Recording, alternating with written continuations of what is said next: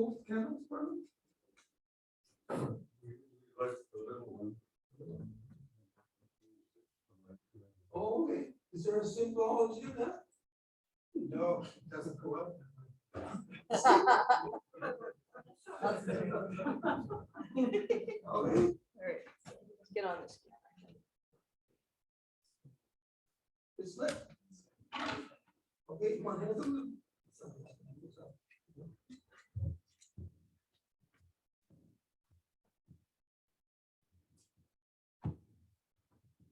We gather as many drops, each winding its own way down life's surfaces and nets. Here we pull together as a single body, flowing together for a time. Together we are a stream, at times even a river. For with our shared force, we can travel towards oceans of meaning and seas of connection. Have a video? I do.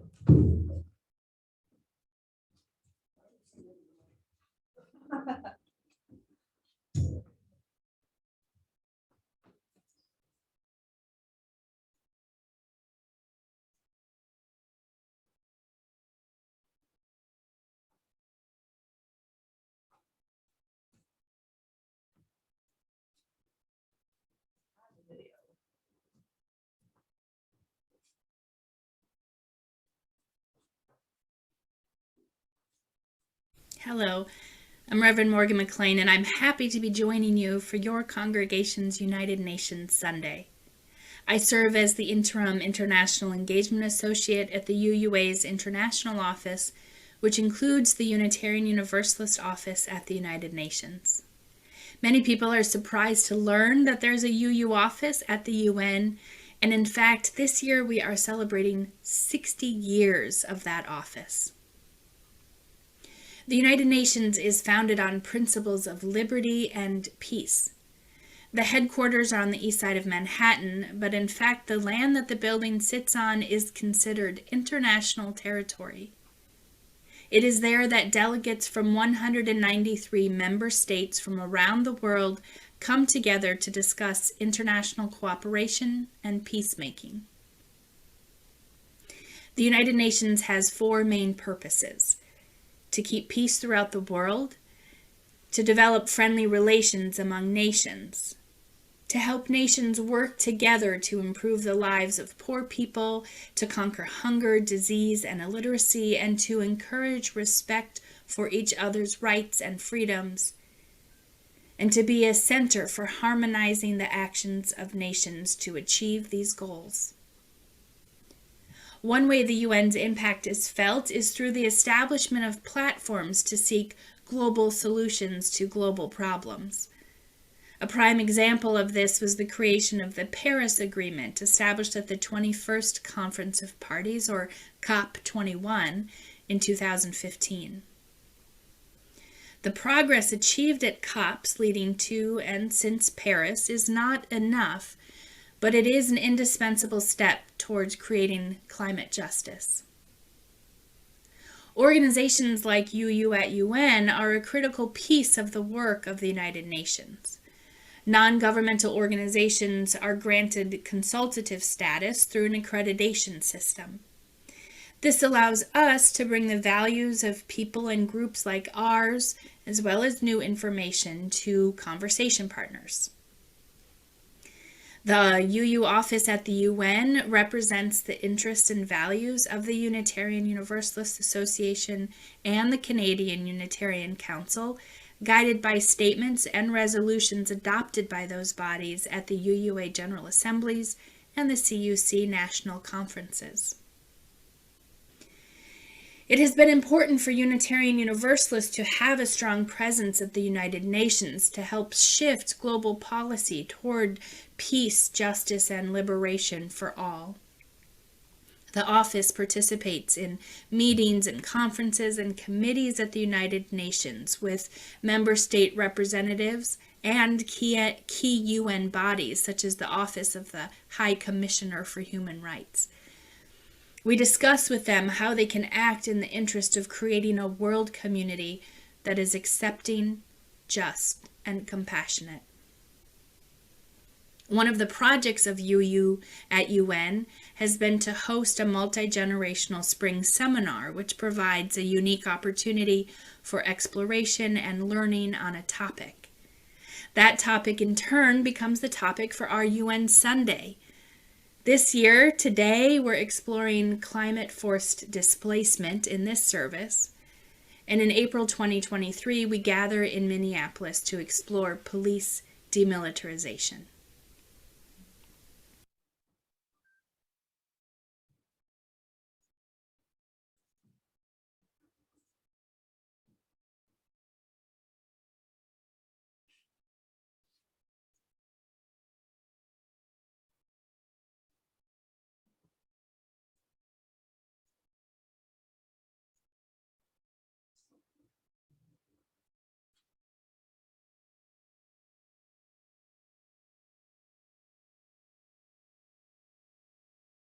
Arlen, could you share the NASA video?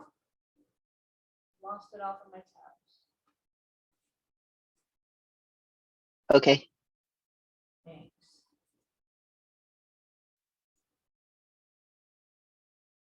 Thanks very much.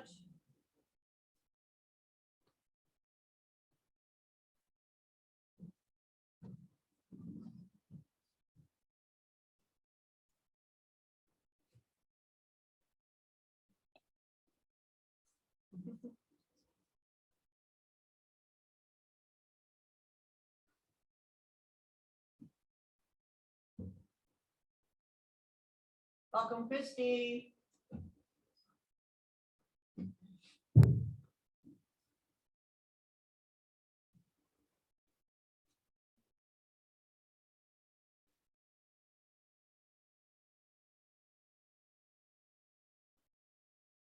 I need you to unmute, Arlen.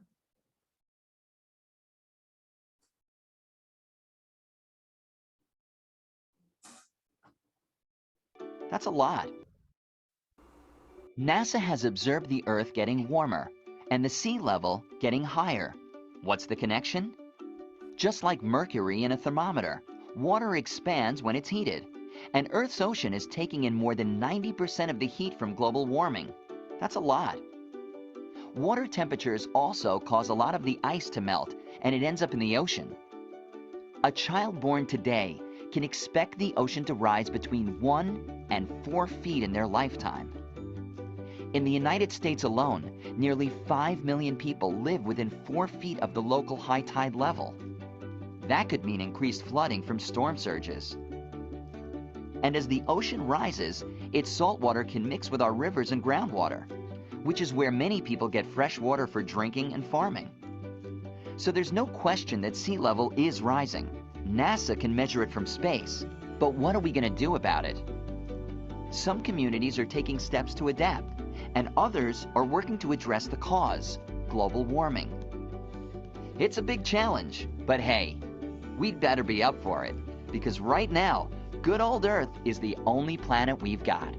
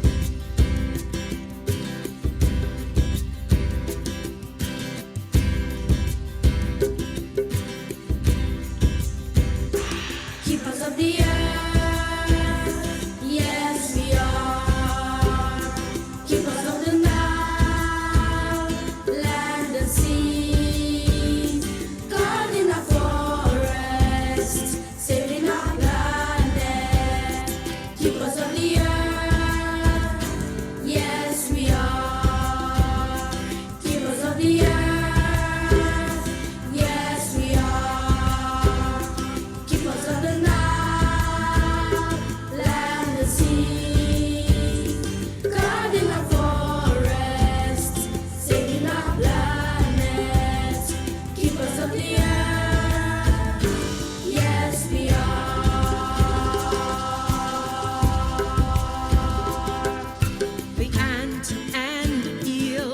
need a home to stay.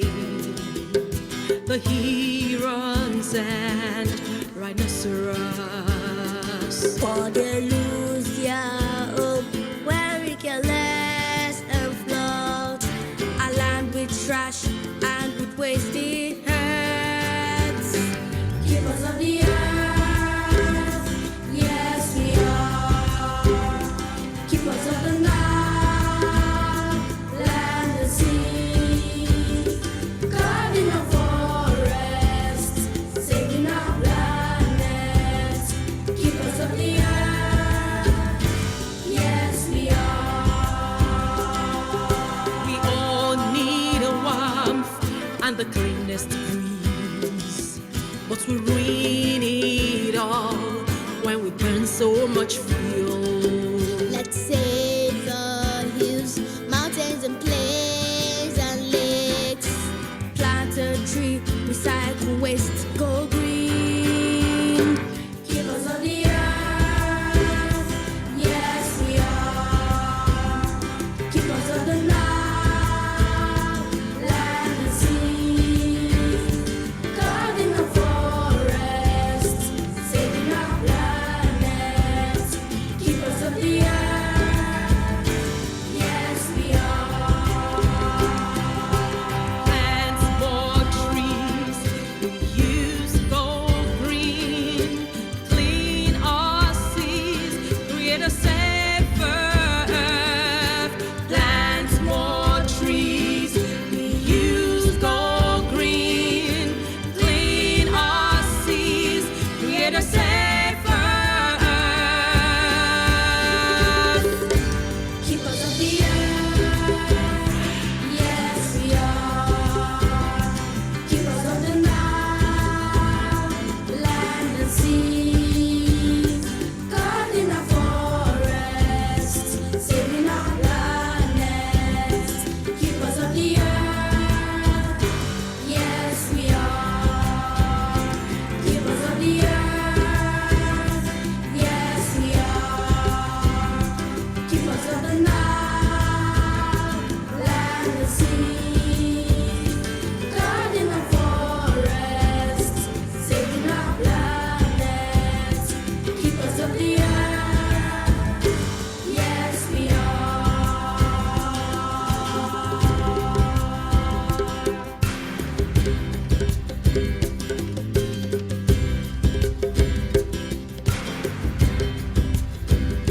Yes, we are.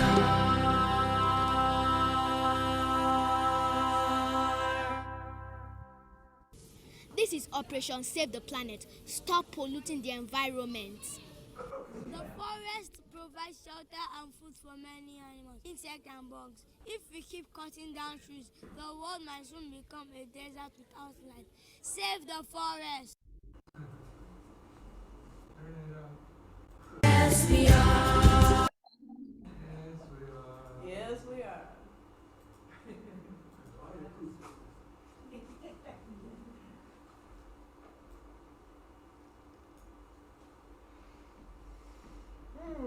Okay. Aaron has that, Ari's got this one, yeah.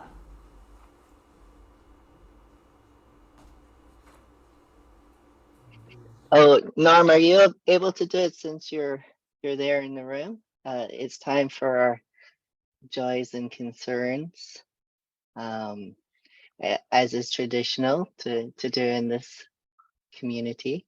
I think Norm will have the mic and the pebbles there. yes. Yep. What's that? More. Hey, so, does anybody have a care or concern that they'd like to share with us today? I do right off the top, right here. All right. Oh, yeah. For all the things that need to be connected. I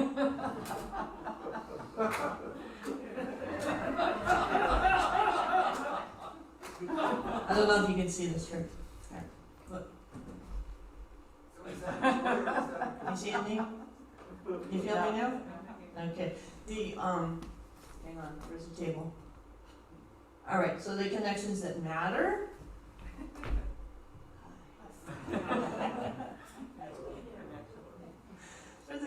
connections that matter. Does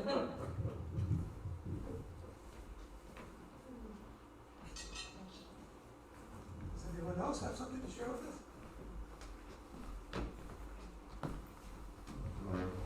Give your name first. Joy Nagel.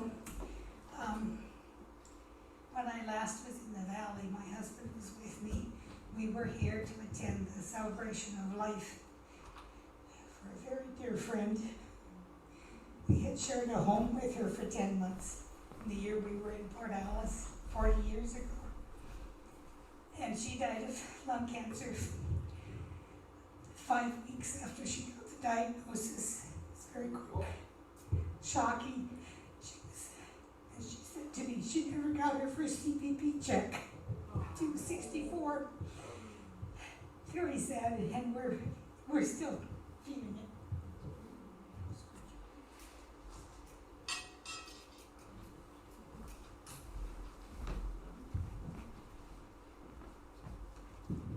I'm Marvin, and this is a joy and a concern, a joy of the opportunity that Nina and I had yesterday to spend a couple of hours with Maureen Carruthers, a long-term member of our fellowship who now lives in care in Nanaimo.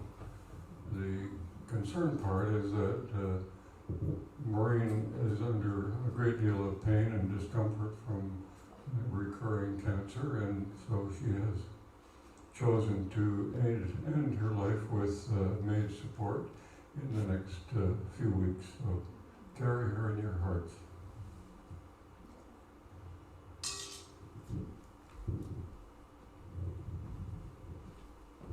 Anyone else?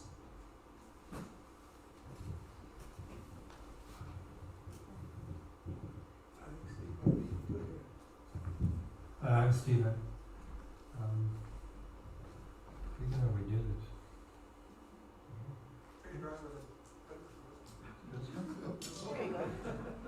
Yeah, we've done this for a while.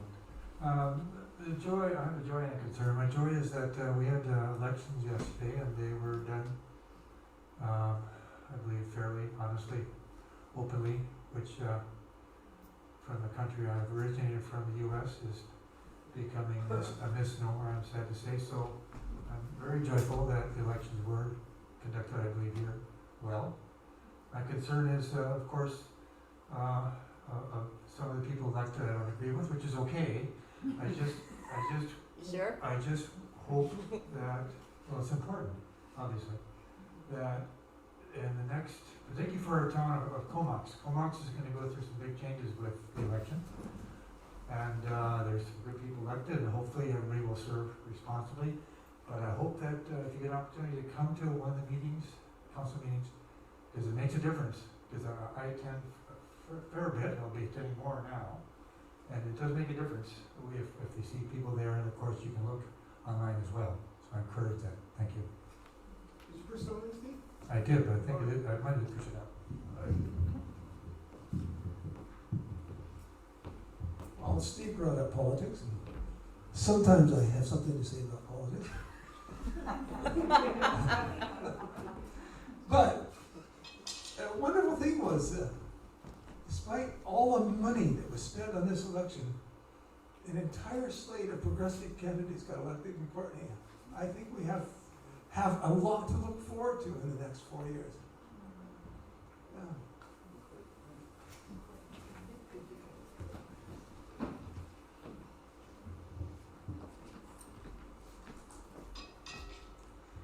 My name is Wendy.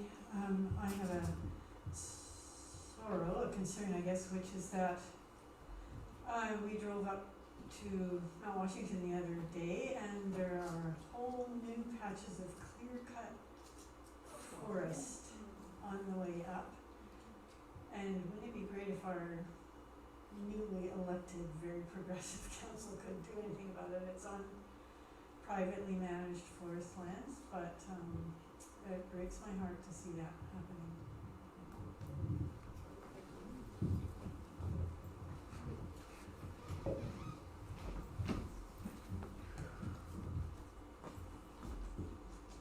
George Penfold. Yesterday I was in this room at a celebration of life for a neighbor and friend, Lynn Robinson. But that wasn't mainly what I wanted to say. It was that part of that celebration was the Threshold Choir, including Ronan and Jane. And it's the first time I've heard them.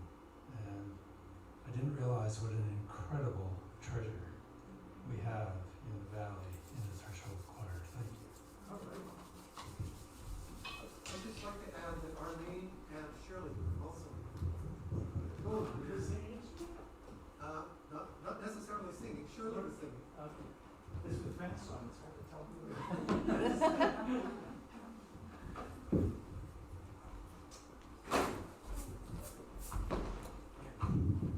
Okay, my name is Hernan, and I think I have a joy. Aran has asked the board if we would approve the subscription to an open letter to the government of BC about climate emergencies and so forth. So it looks like there's a groundswell of labor and church groups that are getting behind that. And I'll be putting a link to that in the Facebook, and it's a joy because the people of BC are getting it together. Thank you.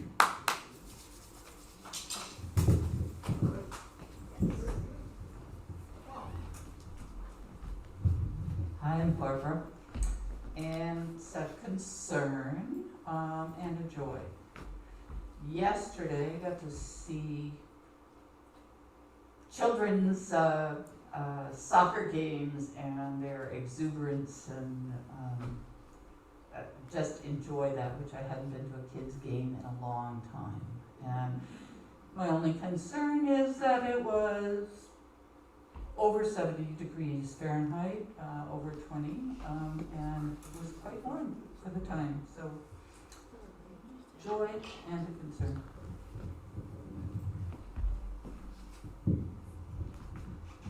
Since Art isn't here, I am going to. Yeah, he's here. You can put in the last one. He'll put, yep. Art, are you ready? Yeah, so Norm is putting in the last one for those joys and concerns that remain unspoken today in our hearts. Unless Christy has, or Jane had something to say for a joy or a concern, and you can unmute.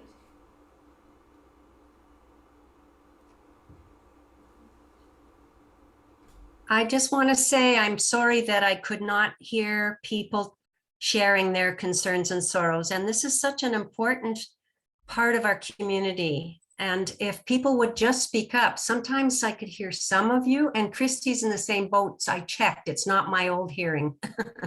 So if you would remember that for next time for people who are on Zoom, it's important to share, and it's important for us to hear too. Thanks. Okay. All right. So now we have a song.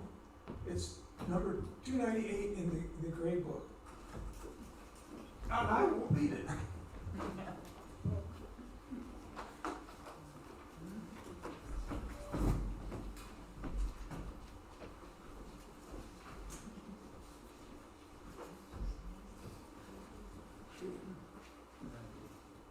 Working on my senses.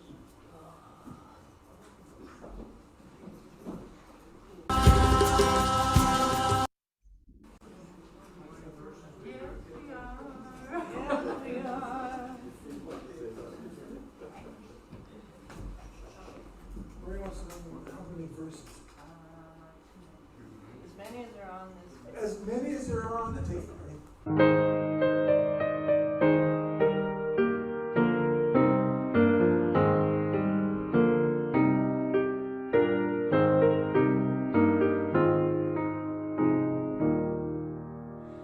Wake now my senses and hear the earth call.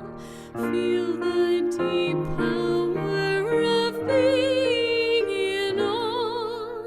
Keep with the web of creation your vow.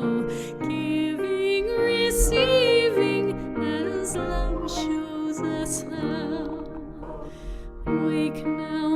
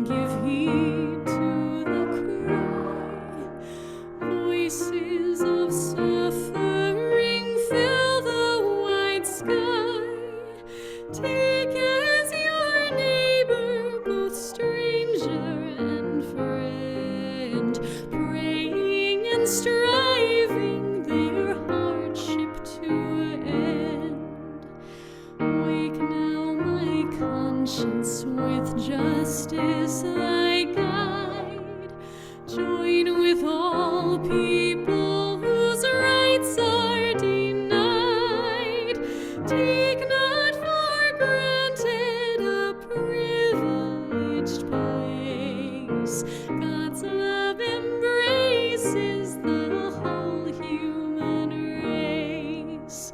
Wake now my vision of ministry clear. Brighten my pathway with radiance here.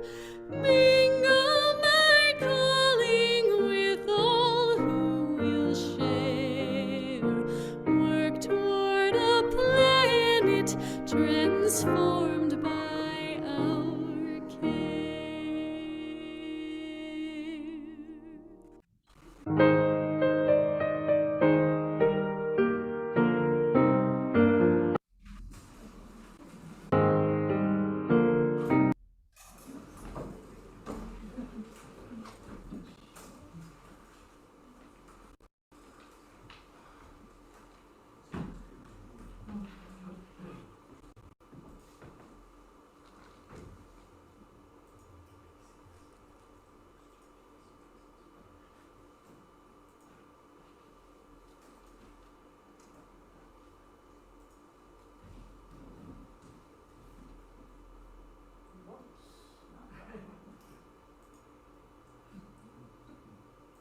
That last one was the one. All right, we're going to put those together with CDUF's offering later on if we can. Okay. Thanks. Let's see if we can reload this. Climate force displacement is affecting communities in every part of the world. The UU office at the United Nations has been working with partners across the globe, hearing stories and learning ways that we might both prepare ourselves and advocate for others. Today, I invite you to listen to the story. Whoops. Sorry.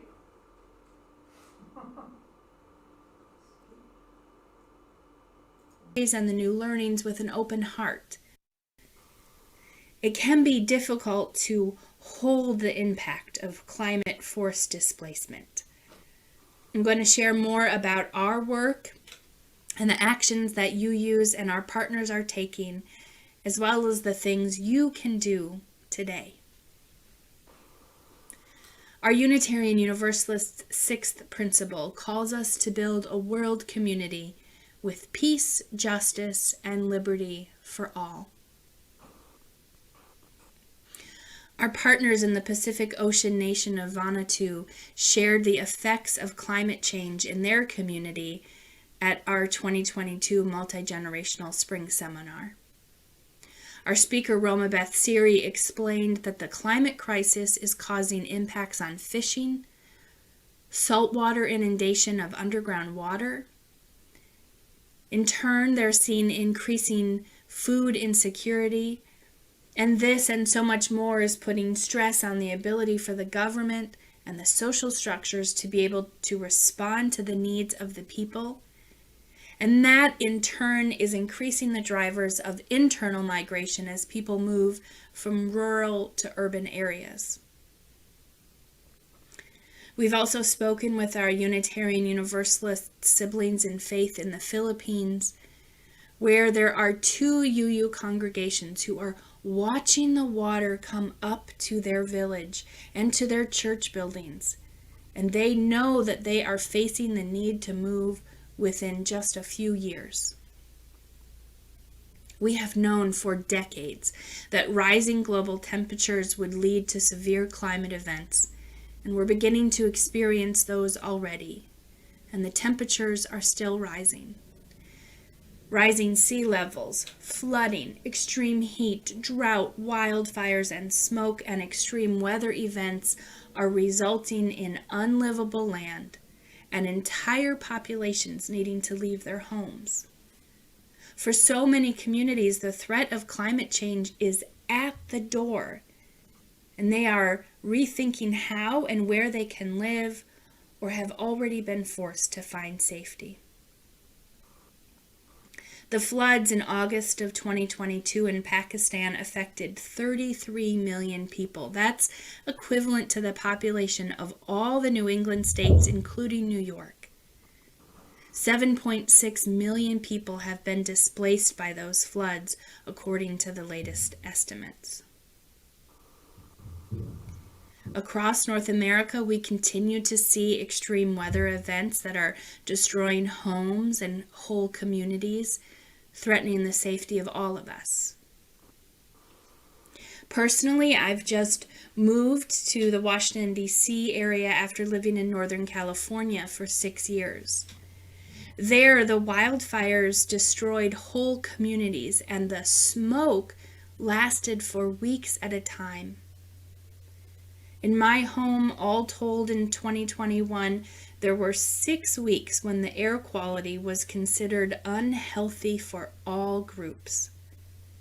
My family was privileged to have flexible jobs and savings in our bank account where we could drive for hours to escape the smoke. That smoke, and from wildfires in Washington and British Columbia, came together and stretched across the whole of Canada and the United States. On the East Coast, we see those hurricanes come in and flood and destroy whole communities. Hurricane Katrina was in August of 2005 in New Orleans, so many years ago now. And we understood after that that our governmental response is not equal to all people, and that infrastructure has limits. We learned a city never fully recovers, and that finding new safe homes is a challenge.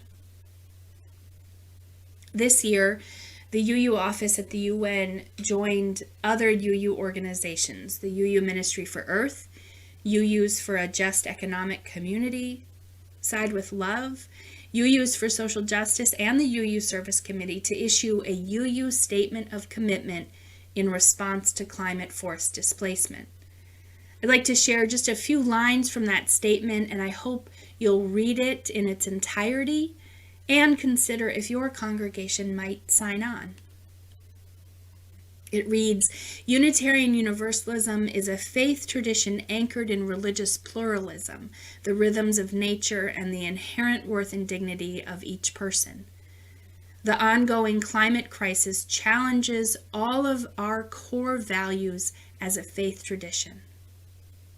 Communities around the globe and in the U.S. are already facing the effects of climate destruction. Black, Indigenous, people of color, frontline, and other oppressed and marginalized communities who have done the least to contribute to climate crisis historically are facing the worst of its effects. Many of these communities have been displaced from their homes, and millions more will follow in the decades ahead. Climate displacement is already occurring around the world. Our leaders have a choice as to the pace at which it unfolds and the treatment of the people who endure it. We urge them to act now before even more people are deprived of their homes. Again, please read the whole statement and consider adding your congregation's name. For the UU office at the UN, these conversations are a top priority. In March of 2022, UN Secretary Antonio Guterres warned, "We are sleepwalking to climate catastrophe." And one important agreement from the 26th UN Climate Change Conference of the Parties, or COP26 in Glasgow, Scotland, was focusing on loss and damage. It was acknowledging that climate change is having increasing impacts on people, especially in the developing world, and countries agreed to strengthen a network known as the Santiago Network that connects vulnerable countries with providers of technical assistance, knowledge, and resources to address climate risks. Climate change is not currently recognized by the United Nations as a cause for someone to qualify as a refugee, so legal protections are needed on an international level to affirm the rights of these millions on the move. Even if refugees do find a home in another country, they are oftentimes found increased racist and xenophobic policies that make it difficult to thrive. While people are forced to move because of climate change, what happens to them after and whether or not they will find a safe environment to live is based on the effects from colonialism and current impacts of racism. The justice issues we face are intertwined. I know this is overwhelming and scary, and I don't want to be alarmist.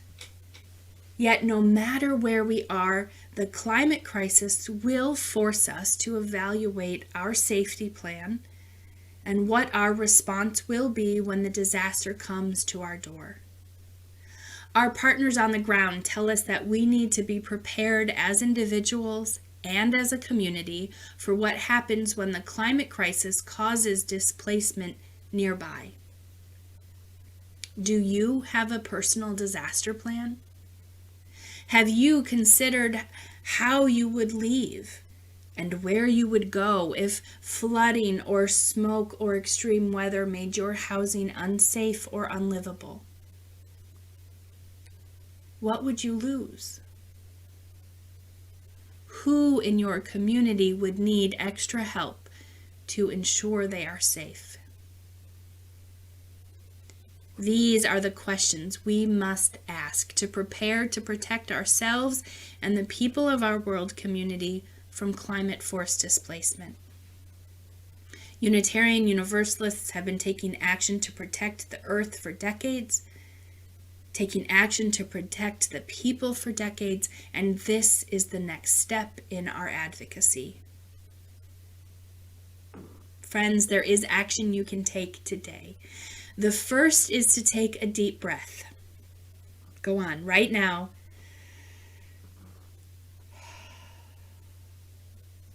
Maybe one more.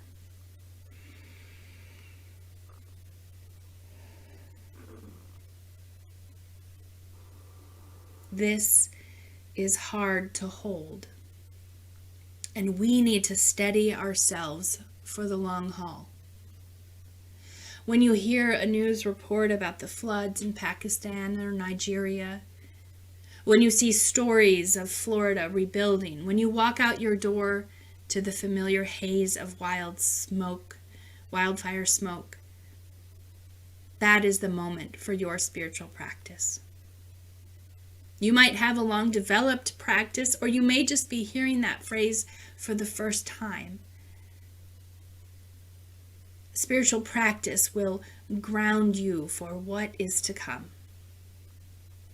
Maybe you pause for a solemn moment in acknowledgement of the people affected and the lives lost. Maybe you say a prayer. Maybe you go for a walk to reconnect with the beauty of creation, or maybe you make art or music. Maybe you journal about loss or about gratitude for what you have. Whatever it is that you do that connects you to something larger than yourself, do it. Do it. And then when your heart and mind is ready, you act. There are 2 letters you could sign today. The Unitarian Universalist Service Committee has a sign-on letter to tell President Biden to support climate justice at the UN.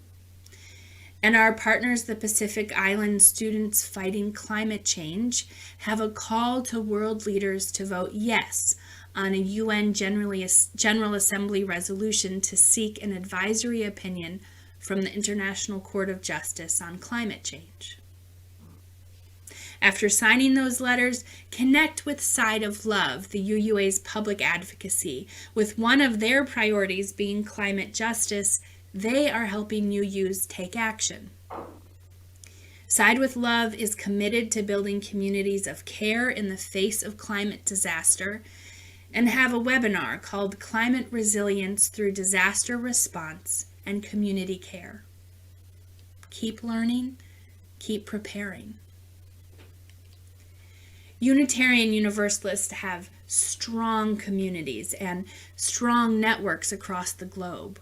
We are a resilient people and full of hope, and I know that our communities will be part of the solutions to come when we are called to action.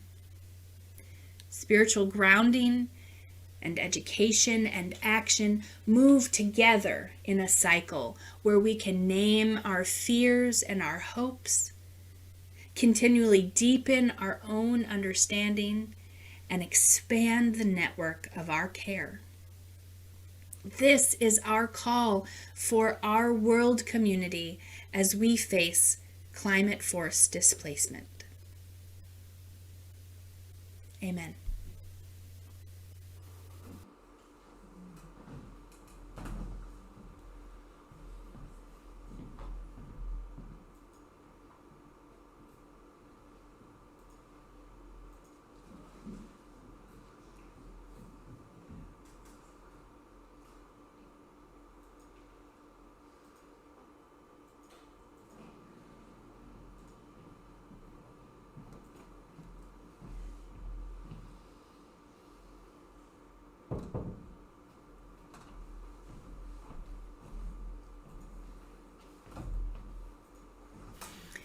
Climate force displacement is affecting communities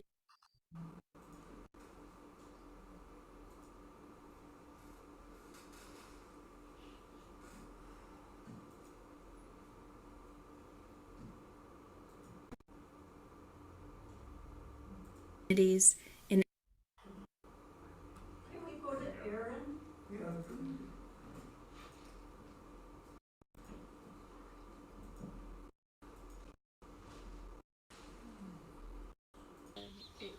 Who are you? What have you become? What have you done with this beautiful kingdom? I don't want your guns, don't want your poison. I don't want your weapons and tools of mass distraction. I don't want your red flags, don't want your baggage. I don't want your hate speech, your supremacy. I don't want it, no, no, no, I don't want it. So step up, speak out, show up, be loud. Step up, speak out, show up, be loud. Step up, speak out, show up, be loud. Step up, speak out, show up, be loud. Step up, speak out, show up, be loud. Step up, show up, speak out, be loud. Step up, show up, show up, loud. Show up, show up, show up, show up, show up, show up.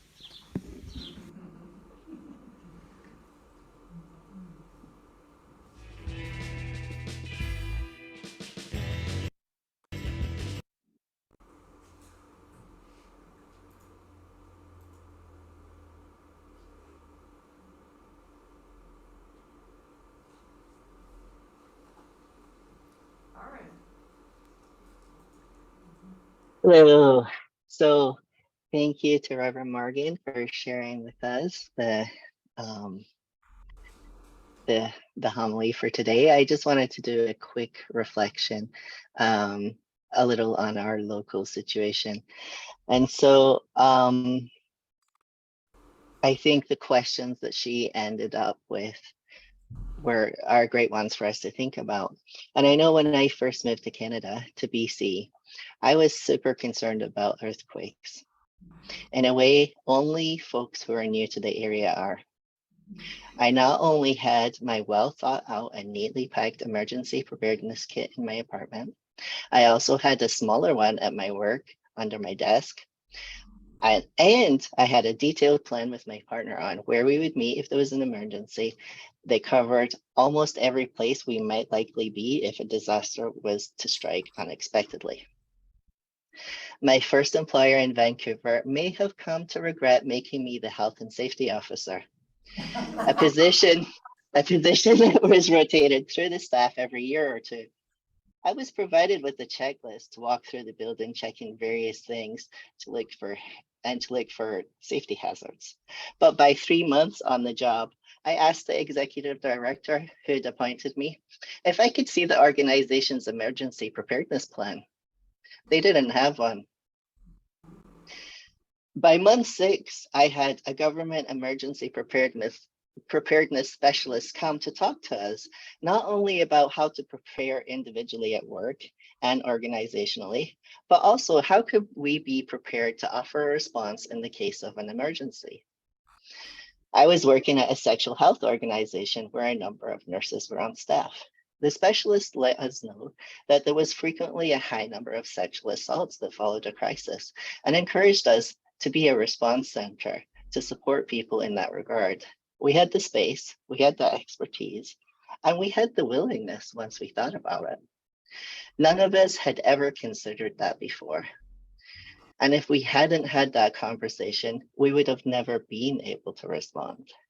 This conversation led to emergency preparedness supplies being bought, including a large number of blankets, and serious conversations about how we could make our offices this kind of crisis response center.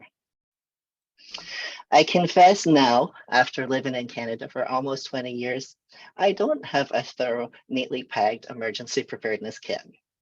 I have some essential components of one in the closet by the front door. I have a few more things in the shed, and maybe a few more in the back of the closet in the bedroom. We have a plan where to meet, but only because we adopted a kid last year and we had to figure out how we would get her if something happened. My partner and I talk about needing to talk about it more to get more organized, but like the story of the frog staying in a pot of water that gradually gets warmer till it's boiling, the danger is diffused, it's gradual, it's in the background. And the chance of earthquake no longer seems as immediate or urgent as it did when I first moved here. This is how many people relate to climate change. We know the water levels are rising. We live in an island. The province is telling communities to prepare for a 1 meter rise in the end of the century.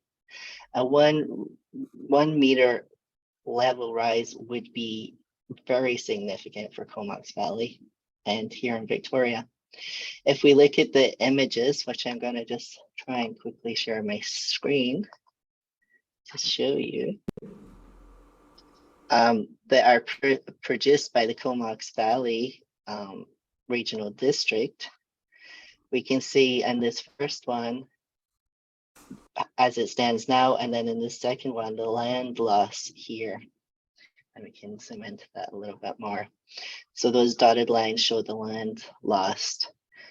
And that's just land loss. There's also the increase in flooding as well, which would affect significantly more of the area.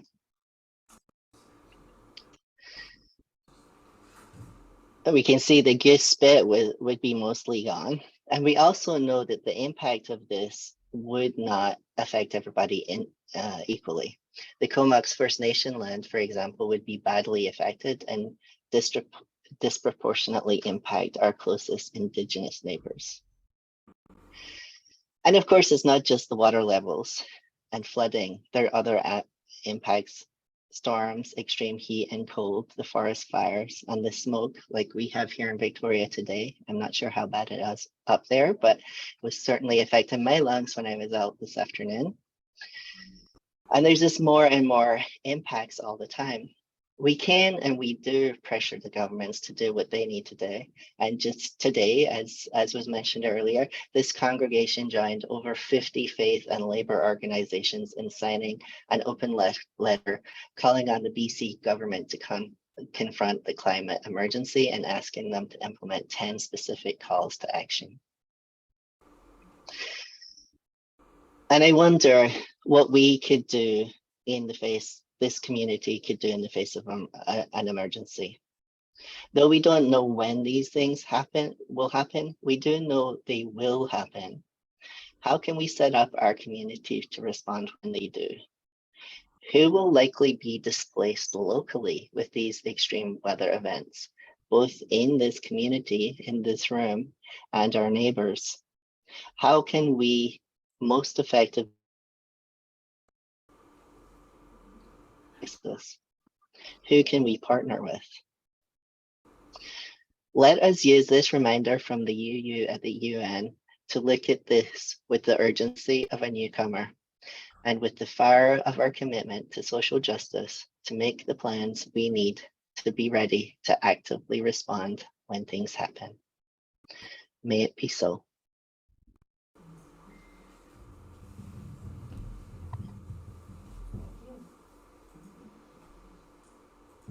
So the next song will be 1028 in your teal songbook.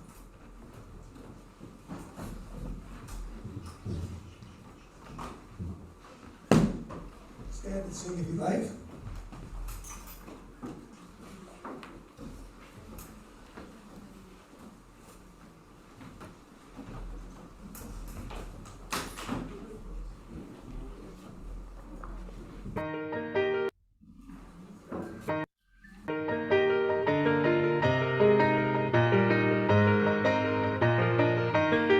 From the light of days remembered burns a beacon bright and clear, guiding hands and hearts and spirits into faith set free from fear. When the fire of commitment sets our mind and soul ablaze, when our hunger and our passion need to call us on our way, when we live with deep assurance of the flame that burns within, then our promise finds fulfillment and our future can begin.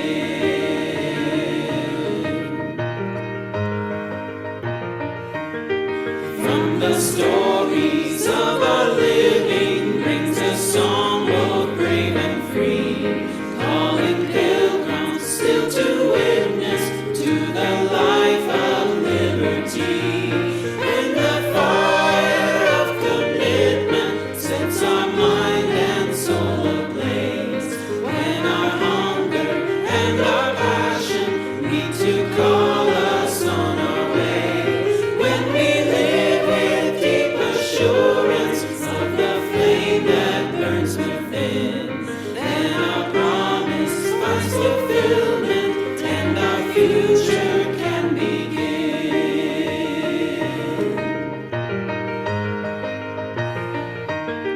From the dreams of youthful vision comes a new prophetic voice, which demands a deeper justice built by our courageous choice. When the fire of commitment sets our mind and soul ablaze, when our hunger and our passion need to call us on our way, when we live with deep assurance of the flame that burns within, then our promise finds fulfillment and our future can begin.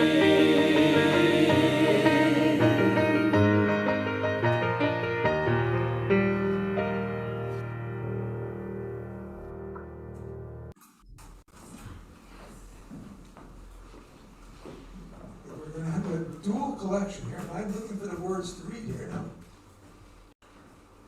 Hold on a second. It's- Uh-oh. Norm, how about you go and do yours first, and then we'll come back to the other one. Go ahead. Well, okay, so we'll pass the collection, and then, what do you want to do? Pass it once and then twice, is that it? So, go ahead and pass it. We're doing a special collection for the UU at UN as well. In the same collection bag, Barbara? Okay, do we have, did anybody get envelopes or? I think there are envelopes at the front table, are they still? Yeah. And a pen. So for your regular donations to us, you can donate via our platform, or PayPal, or e-transfer, or check. And include with your donations for the UU at UN or our general fund, caring concerns, transforming our world. Thank you for that. And Reverend Morgan has one more thing to share with us.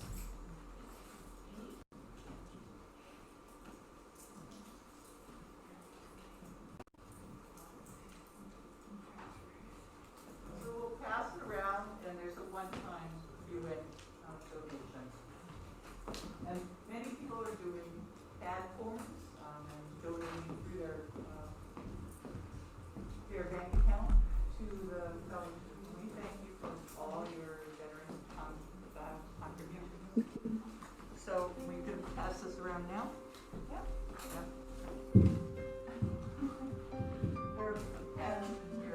Happy UN Sunday from the UU office at the United Nations.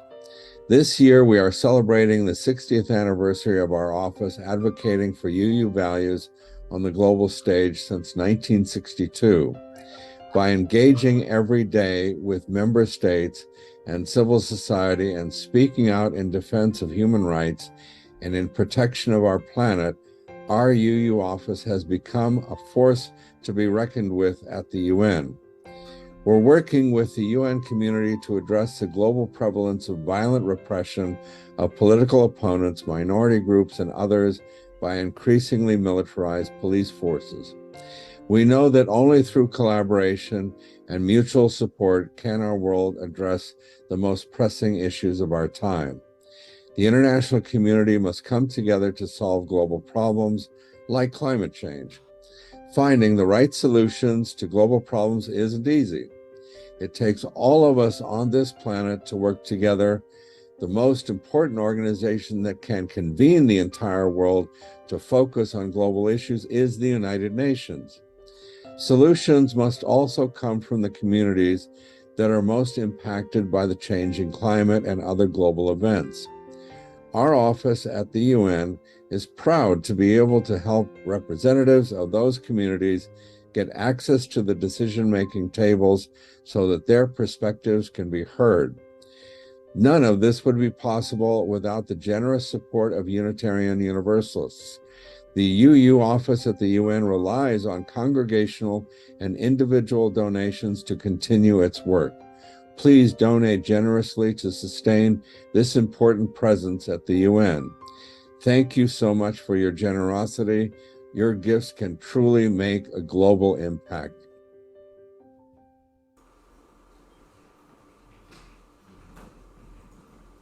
That's Bruce, who's retiring as our UN representative. He's been at least 2 decades, maybe more like 3 or 4. Now, hopefully.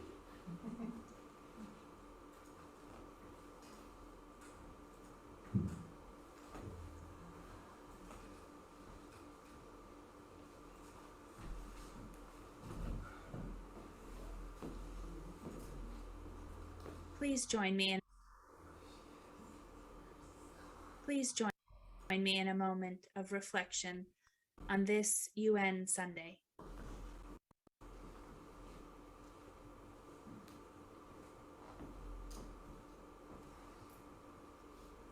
We pause here surrounded by the spirit of life and love.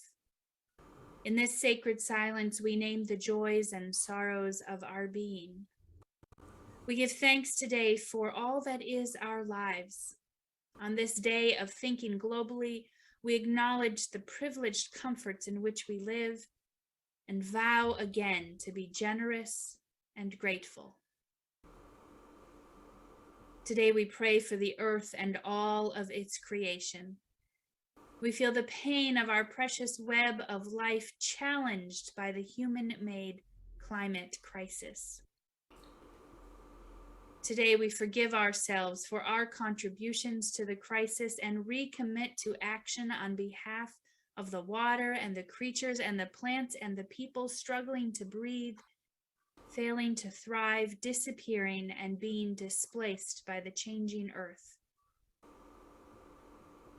Today, we honor the United Nations for the generations of coming together in a hurting world, working toward a vision of peace, equality, and dignity on a healthy planet. We give thanks for centuries of Unitarian Universalists who have honored the inherent worth and dignity of every person and brought us to this moment of our faith, prepared to work tirelessly for justice and a sustainable life for all. Let us not despair. Let us feel the strength of our community around us rising in hope and action. Let us change the world. Amen.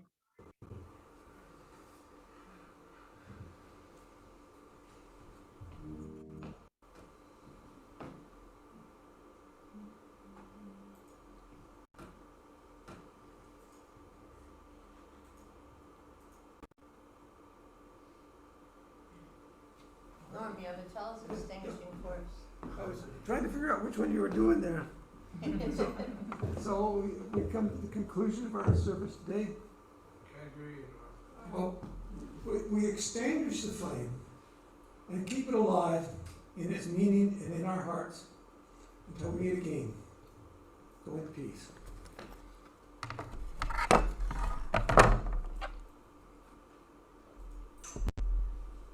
All right, so if we stand and join in a circle, let's hear a little song.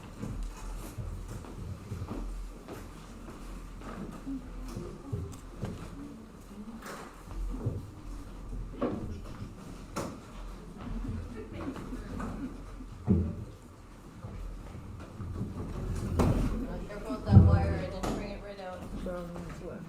Thumbs left. Thumbs right. Thumbs left. So. Thumbs left. Can you stretch to Murray? Carry the flame of peace and love until we meet again. Carry the flame of peace and love until we meet again.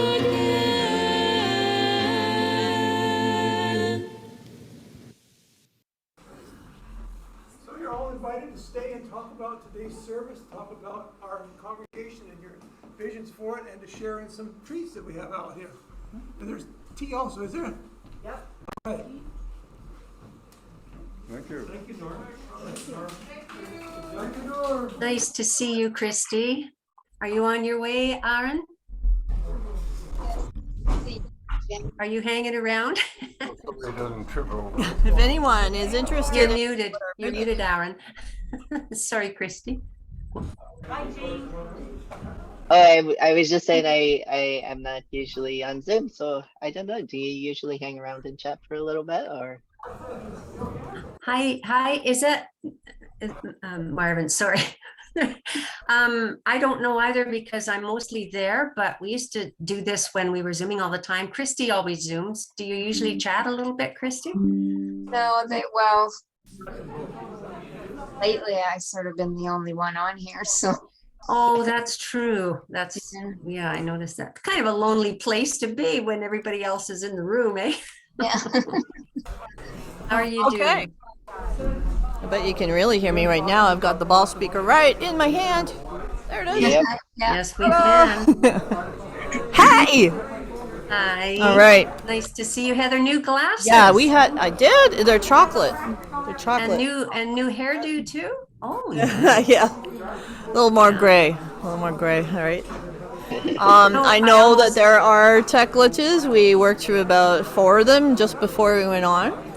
And I am going to enlist the people at Church of the Larger Fellowship, specifically Lori Stone, to help me through a few more of the transitions being a little more smooth. I want to thank everybody who put this together today. And Aaron, who contributed all those resources for us. Thank you so much. That was No great. problem. Good to have a minister. Great. Wow. And we had Barbara setting up beforehand, and we had the choir at the beginning, and we had Greg try to troubleshoot my sound problems, and it worked. Greg, come here. Greg. I could hear, I recognize Greg's Greg, voice. Greg. Hi, It works. Greg. Thanks, Greg. Hi, It Greg. works. Thanks, Greg.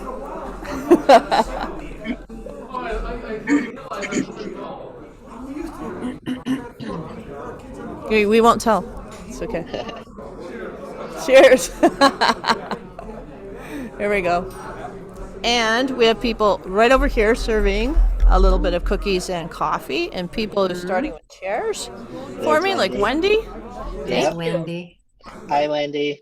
I don't know if she can hear us. Or just Hi, Wendy. And we had an expert crocheter in the crowd today. Knitter. You're a knitting. Hardcore knitter. Nice. I do crochet. She's been- So do you knit? I just started crocheting again for a potlatch 4 years from now. It can be quite addictive. No, totally. Yeah. I'm sitting there and I'm not watching my Netflix anymore. the I'm not blanket really or what watching are you anything. It's like, we're doing a dishcloths. Right on. I know, right? Brilliant. Yeah. Like 400 of them. Oh, 400 of them. Yeah. And is that going to be gifts or? Yeah. Right. Potlatch gifting. Yep. Sweeto. That's excellent. Yep. So yeah, we thought we'd start now. Sure. Yeah. What was your name? Barb. This Kenny. is Barb. This is Barb. Barb. Barb, this is Jane here. Hi, Jane. I How found are your you? book. I found your book. I kept it. Remember the one when we had a book club years ago? Yes. I was going through my books, thinning them out for the next Oh, sale. it can Do go you to still want whoever. Just keep passing it on. You're sure now, because you had asked me to return it, so Absolutely for sure. No, not at all. Okay. It's To Kill a Mockingbird. Let it go on. Yes, it needs to go out into the world. All right. Yes. Maybe I'll see if my grandchildren have read it yet. Yeah. So thank you everybody out there in TV land for your patience with what was the biggest video share I've ever done. We've had maybe 3 of them up until now. So yeah. Sorry, I was testing Did it. these really well. Well, the only thing that frustrated me was that, which I said. The position of this microphone, if it's on our nudes roundtable for Aaron. Yeah! We crowdsourced this, Aaron.